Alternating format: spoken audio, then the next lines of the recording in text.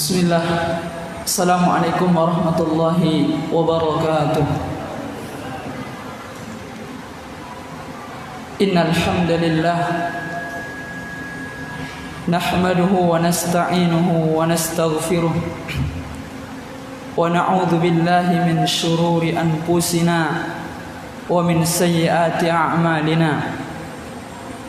May yahdihillahu fala mudilla lahu ومن يضلل فلا هادي له واشهد ان لا اله الا الله وحده لا شريك له واشهد ان محمدا عبده ورسوله اللهم صل عليه وعلى اله واصحابه ومن تبعهم باحسان الى يوم الدين. قال الله تعالى في كتابه الكريم اعوذ بالله من الشيطان الرجيم يا أيها الذين آمنوا اتقوا الله حق تقاته ولا تموتن إلا وأنتم مسلمون. وقال تعالى يا أيها الذين آمنوا اتقوا الله وقولوا قولا سديدا يصلح لكم أعمالكم ويغفر لكم ذنوبكم ومن يطع الله ورسوله فقد فاز فوزا عظيما. أما بعد. Kaum muslimin wal muslimat rahimani Allah wa iyyakum jami'an. Segala puji hanya milik Allah Subhanahu wa taala yang masih memberikan kepada kita karunia dan nikmat-Nya sehingga kita masih bisa mendekatkan diri kita kepada Allah Subhanahu wa taala.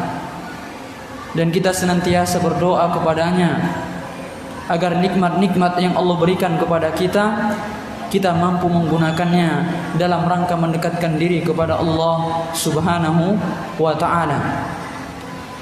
Kemudian salawat dan salam mudah-mudahan senantiasa tercurahkan kepada Rasulullah sallallahu alaihi wasallam, kepada keluarga-keluarga beliau, kepada sahabat-sahabat beliau. Kaum muslimin wal muslimat rahimani Allah wa iyyakum jami'an. Pada kesempatan yang baik ini kembali kita melanjutkan kajian kita tentang syarah kitab Tauhid pada bab yang ke-18. Pada pertemuan 2 minggu yang lalu kita sudah sama-sama membahas tentang bab yang ke-17 tentang firman Allah Subhanahu wa taala, innaka la tahdi man ahbabta walakinallaha yahdi man yasha. Sungguh engkau tidak bisa memberikan hidayah kepada orang-orang yang engkau cintai, tetapi Allah Subhanahu wa taala memberikan hidayah bagi orang-orang yang Allah kehendaki. Dan ayat ini kita jelaskan turun berkenaan dengan wafatnya Abu Talib yang merupakan paman Rasulullah sallallahu alaihi wasallam. Maka pada malam hari yang baik ini kita akan masuk pada bab yang ke-18. Berkata al-muallifu, babun ma jaa anna sababa kufri bani Adam tarkihim dinahum huwal gulu fis salihin. Bab yang ke-18, bahwasanya sebab seorang manusia kufur atau melakukan kesyirikan dan dia meninggalkan agama-agamanya disebabkan karena gulu terhadap orang-orang saleh. Maka pada pembahasan yang ke-18 ini Syekh Muhammad bin Abdul Wahhab rahimahullah menjelaskan kepada kita bahwasanya penyebab yang menyebabkan seseorang kufur, dia melakukan kesyirikan kepada Allah dan mereka meninggalkan agama mereka karena mereka terlalu gulu terhadap orang-orang saleh. Maka permasalahan yang harus kita pahami sebelum kita menjelaskan tentang dalil-dalil dilarangnya kita gulu terhadap orang-orang saleh, maka terlebih dahulu kita pahami apa yang dimaksud dengan gulu. Secara bahasa, gulu sama dengan at-tughyan, yaitu mujawazatul had, melampaui batas dalam sesuatu. Jadi secara bahasa yang dimaksud dengan gulu adalah melampaui batas pada sesuatu. Sedangkan pengertian gulu dalam syariat Islam adalah mengangkat seseorang pada derajat yang tidak sepantasnya. Seperti orang-orang mengangkat seorang nabi, seorang rasul atau seorang wali atau orang-orang soleh pada derajat rububiyah atau uluhiyah. Jadi secara syariat yang dimaksud dengan gulu adalah seseorang mengangkat derajat orang lain yang bukan pada derajatnya, melebihi derajatnya, seperti orang-orang yang mengangkat derajat para nabi, para rasul, para orang soleh pada derajat uluhiyah atau rububiyah. Jadi ini yang maksud dengan gulu di dalam agama. Dan para ulama menjelaskan di antara faktor terbesar yang menyebabkan seseorang meninggalkan agamanya, mereka keluar dari agama Islam, kemudian mereka terjatuh ke dalam kesyirikan, disebabkan karena mereka terlalu gulu terhadap orang-orang soleh di antara mereka. Maka nanti akan kita bacakan dalil-dalilnya, bahwasanya penyebab pertama kali terjadinya kesyirikan di muka bumi ini disebabkan karena gulu. Adapun kesyirikan di zaman sekarang ini begitu banyak. Namun penyebab pertamanya terjadinya kesyirikan di muka bumi ini disebabkan karena mereka gulu terhadap orang-orang soleh yang berada di hadapan mereka. Mereka gulu terhadap orang-orang soleh yang tinggal bersama mereka. Di antara dalil yang dijelaskan oleh Syekh Muhammad bin Abdul Wahab di dalam kitab ini adalah firman Allah Subhanahu wa taala di dalam Al-Qur'an, surah An-Nisa ayat 171. Allah mengatakan, ya ahlal kitab la taghlu fi dinikum, wahai ahli kitab, janganlah kalian gulu di dalam agama-agama kalian, wala taqulu 'ala Allah illa al-haq, dan janganlah kalian berkata kepada Allah kecuali kebenaran. Innamal masihu Isa bin Maryam, sesungguhnya Isa Al-Masih putranya Maryam, Rasulullah, adalah Rasul Allah Subhanahu wa taala, wa kalimatu alqaha ila Maryam wa ruhun min, bahwasanya Allah Subhanahu wa taala menciptakan Nabi Isa alaihissalam dengan kalimatnya kun, yang Allah lemparkan kepada Maryam, yang Allah sampaikan kepada Maryam, dan ditiupnya ruh dari Allah Subhanahu wa taala. Maka dari ayat ini Allah Subhanahu wa taala menyuruh kepada ahlul kitab. Yang dimaksud dengan ahlul kitab ada dua. Yang pertama orang-orang Yahudi, kemudian yang kedua orang-orang Nasara. Maka di dalam ayat ini Allah memanggil mereka dengan panggilan yang sangat mulia, wahai ahlul kitab. Karena orang-orang Yahudi dan Nasara diberikan kepada mereka Alkitab, diturunkan kepada mereka Alkitab. Namun seiring berjalannya waktu mereka melakukan penyimpangan, di antaranya adalah mereka gulu terhadap orang soleh. Maka Allah mengatakan, wahai ahlul kitab, janganlah kalian gulu di dalam agama-agama kalian. Sebagaimana kita ketahui orang-orang Yahudi gulu terhadap Uzair, seorang soleh. Orang-orang Yahudi gulu terhadap Uzair, seorang yang soleh. Adapun orang-orang Nasara, mereka gulu terhadap Al-Isa Al-Masih ibnu Maryam, yaitu Nabi Isa alaihissalam. Bahkan orang-orang Nasara, mereka terbagi menjadi 3 kelompok tentang sikap mereka terhadap Isa, Rasul, utusan Allah Subhanahu wa taala. Sebagian mereka mengatakan mereka gulu, melampaui batas. Mereka mengatakan bahwasanya Isa adalah Tuhan satu-satunya. Dan ini dibantah oleh Allah Subhanahu wa taala di dalam Al-Qur'an. Laqad kafara alladziina qalu innallaha huwal masih ibnu Maryam. Sungguh telah kufur orang-orang yang mengatakan bahwasanya Allah adalah Isa bin Maryam. Jadi ini keyakinan yang pertama. Orang-orang Nasara, mereka berkeyakinan bahwasanya Isa adalah Tuhan. Dan ini Allah bantah di dalam ayat ini. Orang-orang yang berkeyakinan bahwasanya Al-Masih ibnu Maryam atau Isa adalah Tuhan, maka mereka sudah kufur. Mereka gulu, mereka melampaui batas, sehingga mengangkat Nabi Isa yang selayaknya beliau adalah seorang Rasul, mereka angkat menjadi kepada derajat uluhiyah atau rububiyah. Kemudian kelompok yang ketiga, mereka mengatakan bahwasanya Isa adalah salah satu dari 3. Dan ini yang sering kita pahami dengan ajaran Trinitas. Ini diantara keyakinan orang-orang Nasara. Mereka meyakini ajaran Trinitas.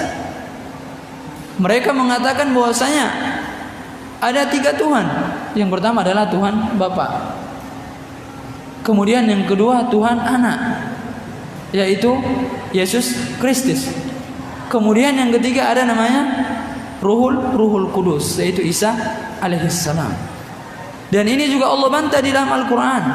Laqad kafara alladziina qalu innallaha tsalitsu tsalatsa. Sungguh telah kafir orang-orang yang mengatakan bahwasanya Allah satu dari 3 Tuhan, yang diyakini oleh orang-orang Nasara. Wa ma min ilahin illa ilahu wahidah. Dan sungguh sama sekali bahwasanya ilah hanyalah ilah yang satu. Jadi ini di antara keyakinan orang-orang Nasara. Mereka meyakini adanya 3 Tuhan. Yang pertama Tuhan Bapa. Kemudian Tuhan Anak, atau yang disebut dengan Yesus Kristus. Kemudian yang ketiga adalah Ruhul Kudus, yaitu Nabi Isa alaihissalam. Dan ini Allah bantah di dalam Al-Quran. Mereka guru terhadap orang soleh, sehingga mereka berkeyakinan bahwasanya orang soleh tersebut adalah Tuhan selain Allah subhanahu wa ta'ala. Kemudian kelompok yang ketiga adalah orang-orang Nasara. Mereka berkeyakinan bahwasanya Isa adalah anaknya Allah subhanahu wa ta'ala, putranya Allah subhanahu wa ta'ala. Dan ini juga dibantah oleh Allah subhanahu wa ta'ala di dalam Al-Quran. Walaqad wa qalu ittakhadha ar-rahmanu walada.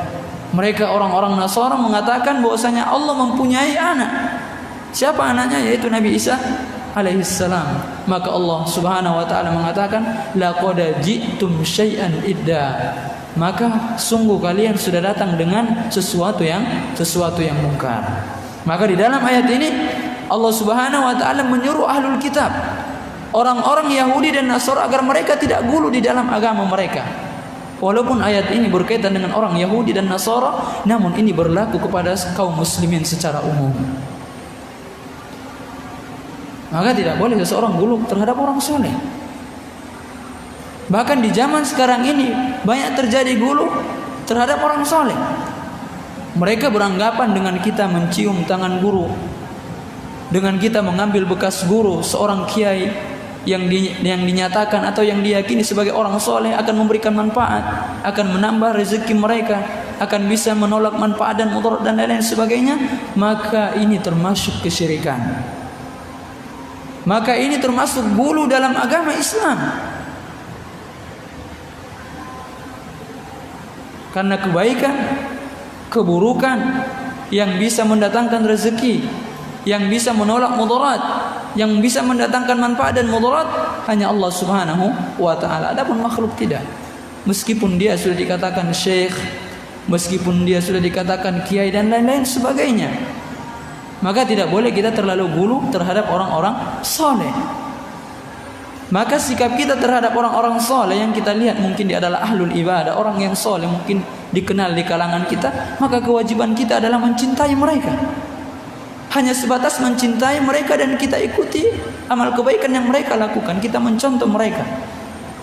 Adapun mengangkat mereka pada derajat yang tidak sepantasnya, kita berkeyakinan bahwasanya mereka bisa mendatangkan keberkahan, mereka bisa mendatangkan rezeki dan lain-lain sebagainya, maka ini terjatuh ke dalam perbuatan syirik. Dan ini terjadi di zaman sekarang ini. Subhanallah. Bahkan yang lebih menyedihkan, mereka gulu bukan hanya sekedar ketika orang soleh tersebut ketika dia masih hidup. Bahkan ketika dia sudah meninggal pun banyak di antara kaum muslimin yang mereka gulu di hadapan kuburan-kuburan mereka, sehingga mereka berdoa ke kuburan, mereka meminta berkah kepada kuburan. Dan ini termasuk syirik besar.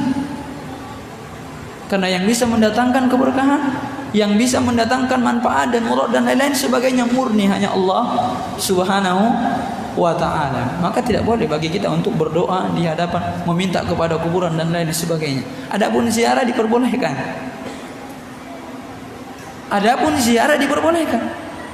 Namun yang dilarang adalah ketika kita berkeyakinan kalau kita berdoa di hadapan kuburan syekh tersebut akan lebih mantap doanya. Ini yang keliru.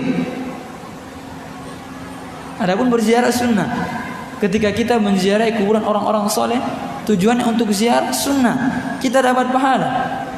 Karena Rasulullah Shallallahu Alaihi Wasallam mengatakan, sering-sering kalian ziarah kubur, karena dengan ziarah kubur akan mengingatkan kita kepada kematian.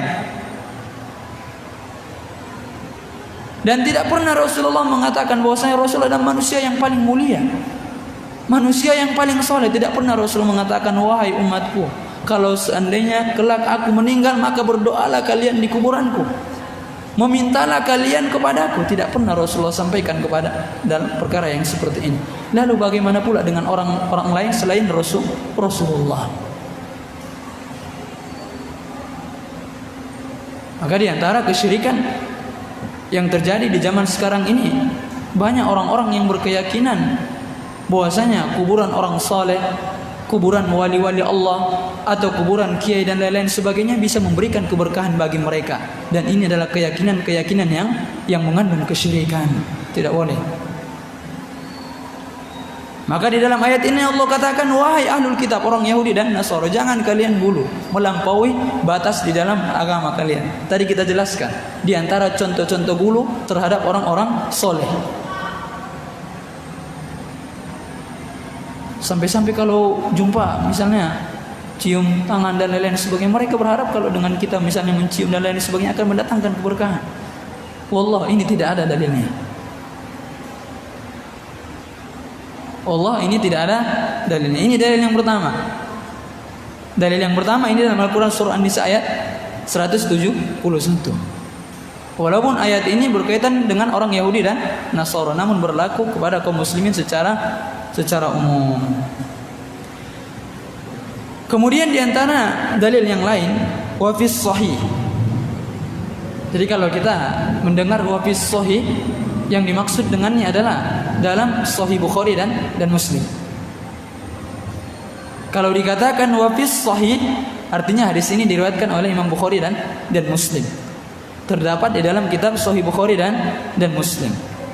An Ibni Abbas, dari Ibnu Abbas radhiyallahu anhuma, mudah-mudahan Allah Subhanahu wa taala meridhai mereka berdua, fi qaulihi ta'ala, pada firman Allah Subhanahu wa taala, wa qalu la tadarunna alihatakum. Maka orang-orang kaumnya Nabi Nuh mengatakan kepada yang lainnya, janganlah kalian meninggalkan sesembahan-sesembahan Tuhan kalian. Wala tadarunna wadda wala suwa'a wala yaghutsa wa ya'uqa wa nasra. Dan janganlah kalian meninggalkan penyembahan-penyembahan Wad, Suwa, Yaguth, Ya'uq dan Nasr. Jadi 5 ini adalah di antara sesembahan-sesembahan kaum Nabi Nuh, yang mana 5 orang ini termasuk orang soleh. Maka kita lihat mereka saling berwasiat untuk senantiasa tidak meninggalkan sesembahan-sesembahan mereka selain Allah. Dan jangan kalian meninggalkan sesembahan, di antaranya siapa? Wad, kemudian Suwa, kemudian Yaguth, Ya'uq dan Nasr. Maka kita lihat yang dimaksud dengan tafsir ayat ini. Ibnu Abbas mengatakan tentang ayat ini, qala hadhihi asma'u rijalin sholihin min qaumi Nuh. Jadi 5 orang yang kita jelaskan tadi, ini merupakan nama-nama orang soleh di kaumnya Nabi Nuh. Falamma halaku, ketika orang soleh yang 5 ini meninggal karena usia mereka berdekatan, auha asyaitan ila qaumihim, maka syaitan pun membisikkan kepada kaumnya Nabi Nuh, anin sabbu ila majalisim allati kanu yajlisuna fiha ansaba. Jadi yang pertama, ketika orang-orang soleh ini meninggal, maka syaitan membisikkan ke hati-hati mereka agar mereka membangun patung-patung di tempat mereka mengadakan majelis. Jadi di tempat-tempat yang biasanya mereka mengadakan majelis orang-orang soleh tersebut, syaitan membisikkan agar dibangun patung-patung di tempat tersebut. Wasammuha bi asma'ihim faf'alu wa lam tuqbad. Jadi setiap patung-patung itu dibuat kemudian diberikan namanya, Yaguth, Ya'uq, Nasr dan lain-lain sebagainya. Awal-awalnya tujuannya hanya sekedar seperti itu aja, mengingat aja, dalam rangka mengingat. Dan mereka tidak menyembah patung-patung tersebut. hatta idza alaka ulaika nusyal ilmu ubidat. Maka ketika orang-orang yang membuat patung tersebut meninggal, kemudian ilmu pun dilupakan, kemudian mereka menyembah patung-patung tersebut. Kita lihat ikhwan, awalnya niat mereka baik. Mereka membangun patung-patung di majelis-majelis yang mereka mengadakan majelis dengan orang-orang soleh tersebut. Kemudian dibuat nama-namanya. Belum ada waktu itu maksud mereka untuk beribadah kepada patung tersebut. Kemudian lama-kelamaan ketika orang-orang yang buat patung tersebut meninggal, kemudian ilmu pun sudah hilang, tidak dipedulikan lagi ilmu, maka mereka lama-kelamaan menyembah patung dan berhala-berhala tersebut. Maka kalau kita melihat sejarah, patung-patung yang disembah orang-orang kafir Quraisy, kaumnya Nabi Nuh dan lain-lain sebagainya, itu sebenarnya berasal dari orang-orang soleh sebelumnya. Namun karena mereka gulu melampaui batas, makhluk dijadikan sebagai Tuhan. Bahkan dijelaskan oleh Ibnu Abbas, jarak dari Nabi Nuh kepada Nabi Nuh, jarak Nabi Adam kepada Nabi Nuh itu sekitar 10 abad. Jauh enggak? 10 abad. Ada mengatakan 10 generasi. Allah alam mana yang kuat. Ibnu Abbas mengatakan jarak antara Nabi Adam dan Nabi Nuh itu 10 generasi. Atau ada yang mengatakan 10 abad. Selama masa Nabi Adam alaihissalam tidak ada satu pun terjadi kesyirikan. Subhanallah, di atas tauhid. Meskipun terjadi kemaksiatan, di antaranya adalah Qabil membunuh Habil. Namun semua mereka mentauhidkan Allah, tidak terjadi kesyirikan sedikit pun. Ketika masa Nabi Adam, tadi kita jelaskan ada yang mengatakan 10 abad. Kemudian masuklah abad Nabi Nuh alaihissalam. Selama masa Nabi Adam alaihissalam tidak ada terjadi kesyirikan di muka bumi ini. Semua manusia mentauhidkan Allah. Walaupun terjadi kemaksiatan, sebagaimana yang kita jelaskan tadi. Karena tidak semua kemaksiatan itu dikatakan kesyirikan. Meskipun mereka terjatuh ke dalam perbuatan dosa, namun mereka semua mentauhidkan Allah. Meskipun terjadi kemaksiatan, diantaranya adalah Qabil membunuh Habil. Ini manusia pertama kali yang meninggal di muka bumi ini. Ketika Allah memerintahkan mereka untuk berkurban, lalu Allah menerima kurbannya Habil, sedangkan Allah tidak menerima kurbannya Qabil. Maka Qabil mengatakan di dalam Al-Quran, Inni la aqtulannak, sungguh aku akan membunuhmu. Maka itu pun dia lakukan. Maka di masa Nabi Adam alaihissalam, semua makhluk, semua manusia di atas tauhid kepada Allah. Tidak terjadi kesyirikan. Kemudian setelah masuk masa Nabi Nuh alaihissalam, ketika terjadi kesyirikan, maka Allah Subhanahu wa taala mengutus Nuh alaihissalam. Maka para ulama menjelaskan rasul pertama adalah Nabi Nuh alaihissalam. Bisa dipahami ya? Kalau nabi pertama Nabi Adam. Nabi pertama Nabi Adam. Sedangkan Rasul pertama adalah Nabi Nuh alaihissalam. Karena ketika masa Nabi Nuh alaihissalam terjadi kesyirikan, mereka menyembah sesembahan selain Allah. Adapun di masa Nabi Adam, mereka di atas tauhid, walaupun terjadi kemaksiatan di antara mereka. Maka kalau ditanya Rasul pertama siapa? Nabi Nuh alaihissalam. Adapun Nabi pertama Nabi Adam. Karena beda antara Nabi dan Rasul. Setiap Rasul pasti Nabi. Setiap Nabi belum tentu Rasul. Allah Subhanahu wa taala mengatakan, Inna auhayna ilaika, sesungguhnya kami mewahyukan kepadamu wahai Muhammad, kama auhayna ila Nuhin, sebagaimana kami sudah mewahyukan kepada Nabi Nuh, wan nabiyyina min ba'di, dan nabi-nabi setelahnya. Ini menunjukkan kepada kita bahwasanya Nuh adalah rasul pertama kali yang Allah utus ke muka bumi ini. Maka kita lihat kaum muslimin wal muslimat rahimani Allah wa iyyakum jami'an, di masa Nabi Nuh tidak ada kesyirikan. Semua mentauhidkan Allah. Kemudian di masa Nabi Nuh alaihissalam barulah terjadi kesyirikan. Maka di antara penyebab pertama terjadinya kesyirikan di muka bumi ini apa ikhwan? Karena mereka gulu terhadap orang-orang soleh yang ada di sekitar mereka. Itu tadi yang kita jelaskan tadi. Awalnya hanya patung aja. Orang soleh kemudian meninggal. Kemudian mereka dibisikkan oleh syaitan untuk membangun patung-patung di majelis-majelis mereka. Kemudian ditulis namanya.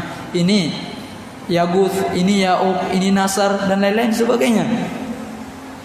Kemudian lama kelamaan mereka pun menyembah kepada patung-patung tersebut. Maka ini bahayanya gulu, ikhwan. Ini bahayanya gulu di dalam agama. Maka wajar pengarang kitab kita ini menjelaskan sebab seseorang meninggalkan agamanya, melakukan kesyirikan, dan mereka meninggalkan agamanya karena gulu terhadap orang-orang soleh. Maka ini dalilnya. Kesyirikan pertama kali terjadi di muka bumi disebabkan karena gulu terhadap orang-orang soleh. Maka tidak boleh kita gulu, biasa-biasa aja. Tadi kita katakan ini maksud dengan gulu adalah berlebih-lebihan, melampaui batas. Dalam perkara dunia saja, kalau melampaui batas, berlebih-lebihan, hancur. Kita makan misalnya kalau berlebih-lebihan, gimana kira-kira? Udah kenyang dipaksa juga lagi, tambah lagi. Gimana kira-kira? Apakah manfaatnya yang datang atau mudaratnya? Mudaratnya. Maka lebih-lebih lagi dalam perkara agama. Makanya Ahlussunnah wal Jamaah senantiasa pertengahan. Senantiasa pertengahan. Tidak terlalu merendahkan dan tidak terlalu gulu, melebihi atau melampaui batas. Kaum muslimin wal muslimat rahimanallahu wa iyyakum jami'an. Berarti dari ayat ini bisa kita pahami ikhwan, kesyirikan terjadi ketika masa Nabi Nuh alaihissalam. Dan penyebab kesyirikannya apa ikhwan? Karena mereka gulu terhadap orang-orang soleh di antara mereka. Apakah ini terjadi di zaman sekarang? Banyak terjadi di zaman sekarang. Kita lihat.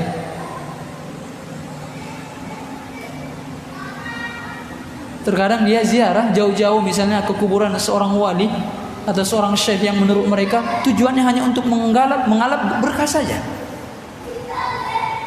Mudah-mudahan dengan ziarah ke kuburan kiai fulan, syekh fulan, maka penyakit yang diderita akan sembuh. Mudah-mudahan dengan ziarah ke kuburan kiai fulan, syekh fulan akan semakin lancar rezekinya dan lain-lain sebagainya, macam-macam. Ini gulu di dalam agama. Gulu di dalam agama. Ini melampaui batas. Kaum muslimin wal muslimat rahimani Allah wa iyyakum jami'a. Ini dalil yang kedua. Kemudian dalil yang berikutnya yang menjelaskan kepada kita tentang bahayanya gulu terhadap orang-orang soleh. Rasulullah sallallahu alaihi wasallam mengatakan, hadis ini datang dari Umar radhiyallahu anhu, anna Rasulullah sallallahu alaihi wasallam qala, la tatruni kama atratin nasara ibnu Maryam.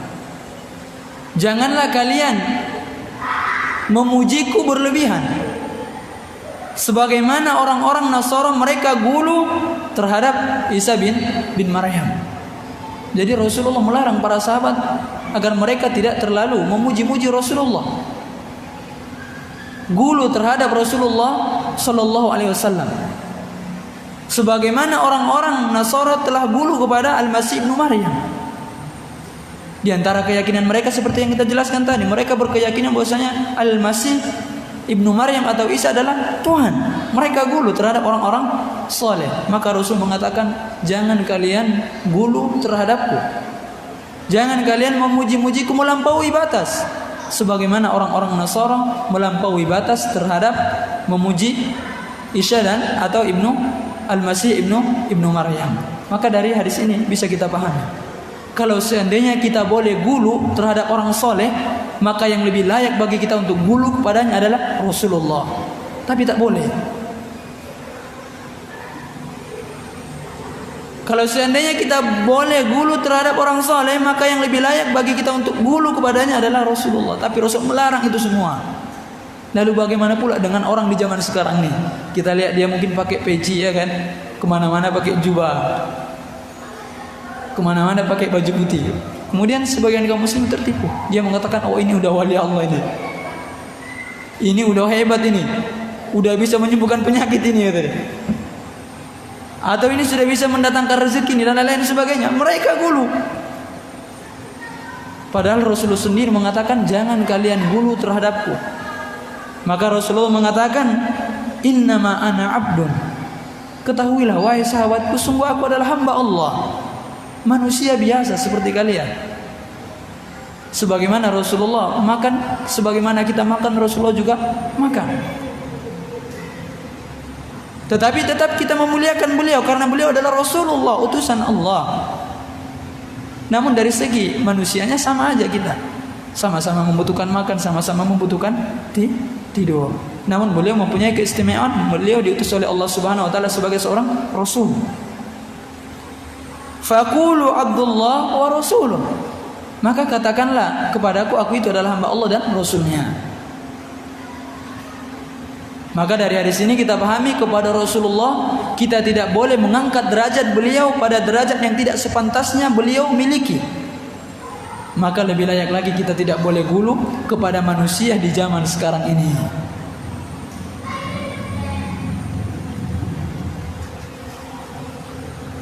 Masih lama azan? Berapa menit lagi? 6 menit lagi.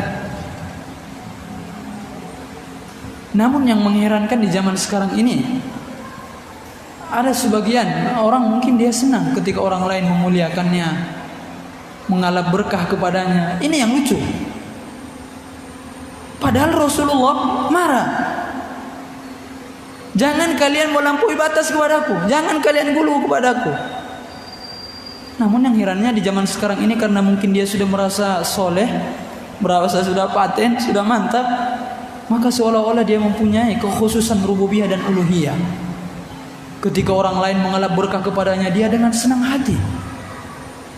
Dia membanggakan diri dengan sombongnya. Padahal Rasulullah makhluk yang paling mulia, manusia yang dijamin masuk surga, melarang perbuatan-perbuatan tersebut. Wal'iyadu billah.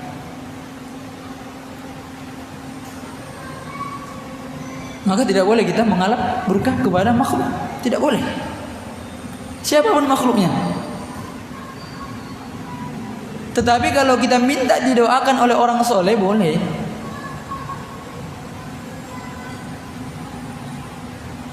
Meminta didoakan untuk meminta doa kepada orang soleh diperbolehkan. Bahkan para sahabat sering meminta doa kepada Rasulullah. Iya kan? Didoakan. Namun hanya sekedar doa saja. Jangan sempat kita berkeyakinan bahwasanya orang soleh tersebut bisa mendatangkan manfaat dan mudarat, bisa menambah rezeki kita dan lain-lain sebagainya. Maka ketika seorang berkeyakinan dengan keyakinan yang seperti ini, maka dia terjatuh ke dalam perbuatan syirik. Dan ini namanya gulu di dalam agama. Kemudian dalil yang lain, Rasulullah mengatakan iyyakum wal gulu. Jauhilah oleh kalian sikap gulu. Fa inna ahlaka man kana qablakum al-gulu. Karena yang membinasakan orang-orang sebelum kalian adalah gulu. Dan ini dikatakan oleh Rasulullah. Jauhi oleh kalian perkara gulu di dalam agama. Karena yang membinasakan umat-umat sebelum kita, penyebabnya apa? Karena mereka gulu dalam agama. Baik itu gulu dalam ucapan, gulu dalam perbuatan, dan gulu di dalam keyakinan. Sebagaimana orang-orang Yahudi gulu terhadap orang-orang Yahudi dan Nasrani, mereka gulu terhadap ulama mereka dan pendeta-pendeta mereka. Allah Subhanahu wa taala mengatakan di dalam Al-Qur'an, ittakhadhu ahbarahum wa ruhbanahum arbaba min dunillah. Mereka menjadikan ulama-ulama mereka, orang-orang alim di antara mereka, dan ahli-ahli ibadah di antara mereka, sesembahan-sesembahan selain Allah Subhanahu wa ta'ala. Ini di zaman dahulu sudah terjadi. Dan lebih memungkinkan lagi ini terjadi di zaman sekarang ini. Mereka gulu terhadap orang-orang soleh, sehingga mereka menjadikan tandingan-tandingan selain Allah. Di samping mereka beribadah kepada Allah, mereka juga beribadah kepada selain Allah.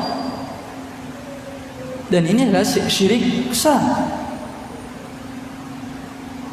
Dan Allah Subhanahu wa taala mengatakan di dalam Al-Qur'an, "Wa laqad uhiya ilaika wa ilal ladzina min qablik la in asyrakta la yahbatanna 'amaluka wa la takunanna minal khasirin. Wahai Muhammad, sungguh sudah kami wahyukan kepadamu dan kepada orang-orang sebelummu, apabila engkau melakukan kesyirikan maka terputuslah seluruh amalanmu, maka pada hari kiamat engkau termasuk orang-orang yang merugi. Subhanallah. Orang-orang yang melakukan syirik besar kemudian dia tidak bertobat dari syirik besar tersebut, kemudian dia meninggal di atas syirik tersebut, maka Allah akan hapuskan amal soleh yang selama ini dia lakukan dan Allah kekalkan dia di dalam api neraka. Wal'iyadu billah. Misalnya selama ini dia sholat, dia puasa, dia bayar zakat dan lain sebagainya, kemudian dia melakukan syirik besar, kemudian dia meninggal di atas syirik tersebut, maka Allah akan hapuskan amal soleh yang selama ini dia lakukan dan dia akan kekal di dalam api neraka. Maka senantiasa kita waspada terhadap dosa syirik, terutama dosa syirik besar yang menyebabkan seseorang masuk ke dalam api neraka.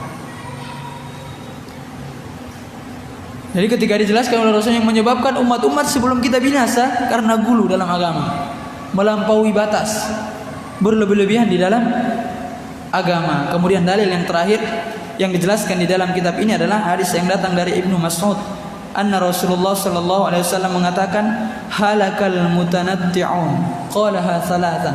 Rasulullah mengatakan, celakalah, binasalah orang-orang yang melampaui batas.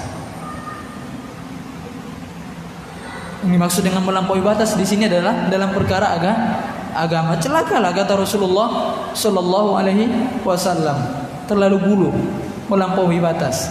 Jadi ikhwati fiddin rahimani Allah wa iyyakum jami'a, inti dari pembahasan kita pada malam hari yang baik ini adalah yang harus kita garis bawahi, bahwasanya penyebab seseorang terjatuh kepada kesyirikan atau dia meninggalkan agamanya disebabkan karena gulu di dalam agama, atau terutama gulu kepada orang-orang soleh. Maka kalau kita lihat memang betul, rata-rata kesyirikan yang terjadi karena gulu kepada orang-orang soleh. Maka hendaknya kita senantiasa mewaspadai perbuatan penggulu ini di dalam agama. Demikian kaum muslimin wal muslimat rahimani Allah wa iyyakum jami'a, pembahasan kita pada malam hari yang baik ini, yaitu tentang gulu.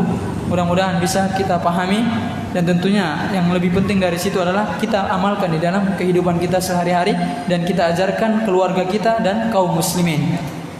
Subhanakallahumma wa bihamdika asyhadu an la ilaha illa anta astaghfiruka wa atubu ilaik. Assalamualaikum warahmatullahi wabarakatuh.